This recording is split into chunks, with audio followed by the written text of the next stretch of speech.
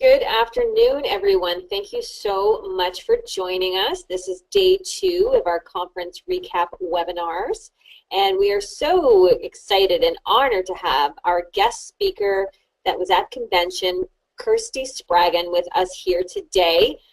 She was phenomenal, just brought such incredible energy with her to our convention on Saturday. I had the privilege of seeing her also in the U.S. last year, and again, just an amazing speaker with so much passion. She comes from a background actually in real estate, and she was in the top. She was in the top 100 out of 120,000 realtors worldwide. So obviously, very, very successful entrepreneur, and sales has definitely given her a great foundation. So, Kristy, at the beginning, you talked about working through, when you're afraid and trying to avoid things and you're blocking things, and you had 3 main points during your keynote that really elaborated and expanded on that. Could you kind of give us a brief overview of those 3 items? Yeah, I mean, look, hi everyone. So I think that for me, my entire journey has, and I started off in the beginning of the keynote when I share a story about climbing up Huayna Picchu above Machu Picchu. That, I had this awareness that everything great that had happened in my life had always had fear attached to it. And so really this whole journey for me, and what I talk about in the keynote, is that quote by Sir Edmund Hillary: "It's not the mountains we conquer, but ourselves." And it really comes down to choosing to do our inner work, going, it's not the mountain I'm conquering, it's not the job, it's not the downline, the upline, it's not my team members, it's, whatever it is, your daily mini mountains, it's not the mountain you conquer but yourself. So learning to become self-aware and choosing to do that inner work. And for me, that comes down to those 3 things that I shared, which are to check your vitals, to change your thoughts, and to chart your course. Okay, great. You had mentioned also that fear is your best friend. What did you mean by that? Yeah, I talk about fear having to become your best friend. Like, you better make it your best friend, because I think that, one, I talk first about you've got to hold its hand. Like, fear isn't going to go anywhere. It doesn't sort of just disappear or, slowly slip away in the night and one day you feel like super ready to do things. Like, for me personally, I've experienced, even now, 20 years later, I'm 42, I still have that fear come up when I do new things, and I don't even know if I would call it fear anymore. It's like maybe discomfort or feeling challenged, but there's definitely that response of like feeling paralyzed sometimes, feeling not good enough, all those different things that come up. So I think that's where doing this work and becoming self-aware is to recognize your patterns and to know how you feel, so that when you're back in that loop again. So a few weeks ago, I'm working on a new documentary series at the moment that we're going to be pitching to networks. And so I started editing. I learned how to edit a few years ago, and I started editing basically a little dummy of a sizzle reel that we could send out to talk about this documentary. And the first day I sort of start on it, and maybe half an hour in, I just sort of recognize that feeling again of not good enough, of feeling amateurish, that I don't really know what I'm doing, that this is so sloppy, how am I going to send this out to network people? And so then by the second day, I didn't want to work on it. I felt paralyzed, I felt stuck. And so that for me is a pattern that I know really well. And I now recognize it, so I can check in with myself. I can go, okay, what do you need to do to check your vitals, to change your thoughts, and to chart your course? On your second presentation there, it was more like a workshop, and everybody kind of had to, work with the team and their tables and things like that, and that was wonderful, and people really loved that. And there was 2 phrases that you said that really stuck with me, and I'm hoping you can elaborate. And one of them was choose to be open to the magic, and the second one was valuing the intangible. Can you elaborate on those 2 thoughts?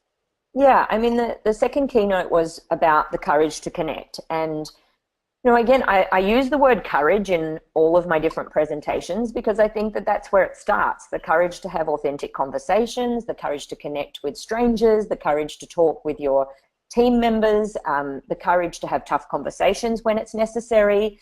So it starts there. And in terms of those 2 phrases, the choose to be open to the magic, was related specifically to networking and connecting with people when you're out and about. And I think a lot of people really just, we get on planes and trains and buses, and gosh forbid if somebody were to put their hand on the armrest in the middle of the airplane and touch us. And, we're very kind of insular. We put our headset on and we turn away and we don't really want to talk or connect.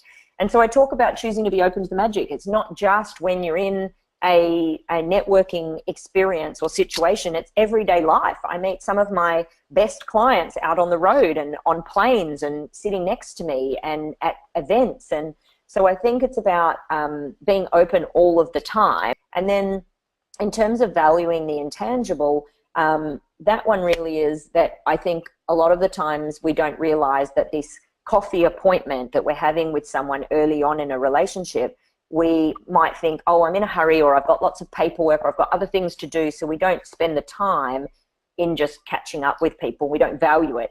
And those early meetings when we're building rapport and we're building connection, and there may not be business straight away, for me, I think of that as valuing the intangible, because they are deposits in our future bank account.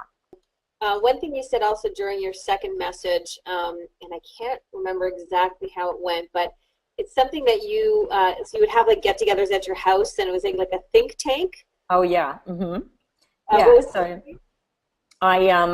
I call it, I provide the drink and you provide the think. And so I would have margarita nights or mojito nights, and I would when I started out in the TV side, I didn't have any friends who were film producers, but I had a lot of friends who had worked in television or had worked in other fields that were just as valuable, like marketing. And so I invited them along, and they gave me feedback. They watched some of the early episodes. I handed out sheets of paper and they wrote feedback notes on them. They gave me insight. So everyone has a group of people around them who are smarter than them or know more than them in another field. So maybe it's marketing or sales and they know something that you don't. So bring them together and have some pizza or have some drinks and talk to them and ask them for advice. When we operate as entrepreneurs and on commission sales like this, you are a CEO of a one-man brand. And that is your job to brand yourself. And you brand yourself by being your word and doing what you say you will, and developing a niche and knowing people in your local community and marketing yourself. So there's definitely an element where you have to have skills beyond just knowing the product. If you have any questions, now is the time to type them in for Kristy. She's obviously got a very busy schedule and has a lot on the go here, so we want to be respectful of her time. But I do want to thank you right now for all of your time with us today, and then obviously at convention. I know it was a long flight for you to come and be with us, but we definitely really appreciate it. We've received tremendous feedback from both of your messages. They just absolutely loved it. And just really felt connected to you, which is just wonderful. So, I'm glad. Well, and I met so many people at my dinner table. Everyone went around and shared what they were going to do for their 90 days. And so people were, sharing that they were going to do one follow-up call every day for 90 days, or they were going to cut out eating at different restaurants or social media and TV and different things. So it was wonderful to hear that they actually had committed to something for those 90 days. So for anyone tuning in who was there at conference, make sure that you're sticking to that and you're going, well, what's one thing that will make a huge difference to my business in the next 90 days?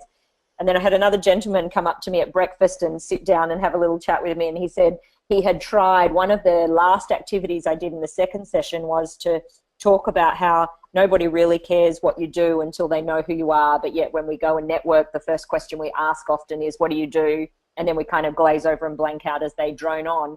So I had talked about asking a more interesting question to get a more interesting answer, which is, what are you passionate about? And he had come over to share with me at breakfast that he had tried it, and it led to a wonderful dialogue with somebody at the event. So, and that for me is what it's all about. Like he was very appreciative of my talk and said how inspiring it was. But I said at the end of the day, it doesn't mean anything if you don't do anything with the information. So the fact that he had applied it and straight away in real time gone and done something with it, and the fact that these people at the table had all committed to their 90 days and had thought it through, that's what makes the difference. So doing something with all of this information, picking one thing is what will help them going forwards.